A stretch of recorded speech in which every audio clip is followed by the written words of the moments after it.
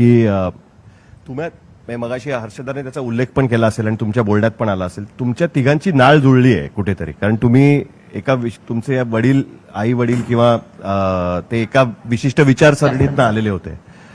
विवेक पंडित, नवाब मलिक आणि गणपतराव देशमुख हे डाव्या विचारसरणीचे आहेत आणि आता तुम्ही वेगवेगळ्या पक्षामध्ये आहात. तर तुमचं आपापसात कधी असं जुळतं का त्याच्यामध्ये की अरे आपण आपलं मूळ एकाच ह्याच्या वेगवेगळ्या पक्षात जरी असतील तरी सुद्धा एक. आणि दुसरं, मी अनेकदा असं बघितलेलं आहे की जे पहिल्यांदा आमदार झालेले असतात त्यांचा एक क्लब बनतो प्रत्येक विधानसभेत, लोकसभेत. तसं पण तुमचं काही बनलंय का असा? तुम्ही म्हणालात त्याप्रमाणे की विचारधारा एक आहे म्हणून बॉन्डिंग आहे का, किंवा फर्स्ट टाइमर्स आहात म्हणून बॉन्डिंग आहे का?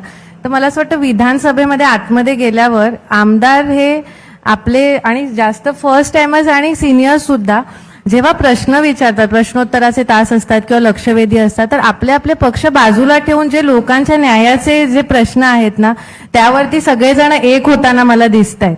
आता सुद्धा एक सन्माननीय सदस्य संजय उपाध्यायजींनी एक प्रश्न गेल्याच वेळेला लक्षवेधी मांडली होती आणि त्या अधिकाऱ्यांना निलंबित करण्याची मागणी सगळ्या आमदारांनी, विरोधी पक्ष आणि सत्ताधारी सगळ्यांनी मिळून लावली. म्हणून मी म्हटलं त्याप्रमाणे की जे न्यायाच्या गोष्टी आहेत तिथे सगळेजण आपले पक्ष आणि विचारधारा सोडून सगळेजण एक होतात लोकांसाठी, असं मी चित्र पाहते.